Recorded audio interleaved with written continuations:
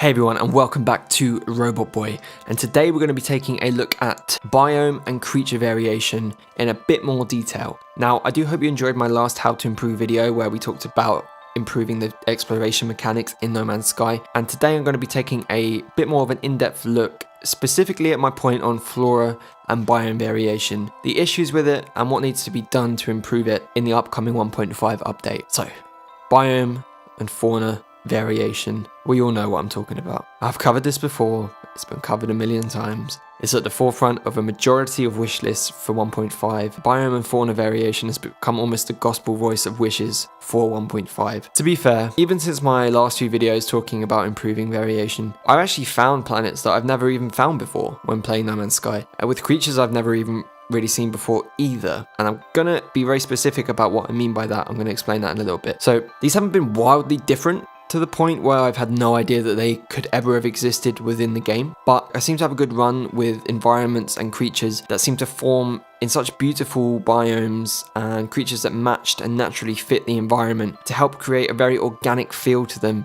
and make them seem less completely random and more purposeful in their placement of assets and design. For me, the thing about planet and creature variation at the moment is that the amazing, quote unquote, amazing generations are kind of pretty much just normal generations in terms of what would go together on Earth to make something look pretty. They're what we distinguish as being amazing, and then anything else that doesn't really make sense, they're seen as weaker. Everything else is a weaker version of the interesting things to make the normal things seem more interesting. For example, this grassy planet here was in a star system, obviously, and I landed on this planet.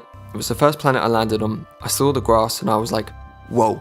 This is amazing, this is beautiful, the colours all work together, the blue sky, the white sand, and the green grass, and there was a little bit of water as well. I was like blown away, I was like, wow, this is amazing, you know, a lush planet, finally. So I was having a whale of a time on this planet, and then I flew to the next planet, which was this one. Another grassy planet, but much more exciting, much more beautiful, longer grass, bigger oceans, taller mountains. However, realistically, it's nothing mind-blowing. It's just long grass and small trees. However, it makes the other planets seem boring in comparison, and this is the effect that I'm talking about. There are so many in-between variations to fill out the universe so we don't find ourselves on these more substantial planets too often that it becomes less novel, which is just a bad way to go about it. By adding a load of new biomes and creature variation so that we are more likely to find something awesome, but not in the same way that was on the last planet, Hello Games will be able to keep us saying wow and wanting to search for more cool things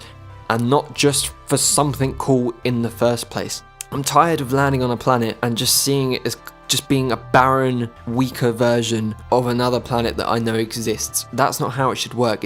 You should land on a planet with grass, and that planet should be grassy with trees, and maybe you go to another planet that's grassy with trees, but the trees are different because we only have X amount of trees, we have X amount of snow textures, we have X amount of sand, and you quickly run out of things, and the only way that they can make them varied is by reducing the stuff you see because there's not a lot more to add. Rayrod, for example, shout out to Rayrod, he added thousands and thousands of variational biomes in his mods. So if Hello Games can achieve somewhere near that with their own engine, with new fully functional assets that have been designed for the game, properly coded in, then that's what we need to keep us exploring for hundreds more hours. And that's it, guys. Just a short video today, but I wanted to expand on that point a bit more and sort of express not only logistically what they could do, because we all know what they need to do, is just add more, but I wanted to explain why we all feel as if it's not as fulfilling as it should be at the moment. What do you think could be done to improve biomes and fauna? What do you want to see added? Do you want to see dragons? Do you want to see huge waterfalls? You know, what type of things do you want to see added? And as always, when do you think the new update will drop?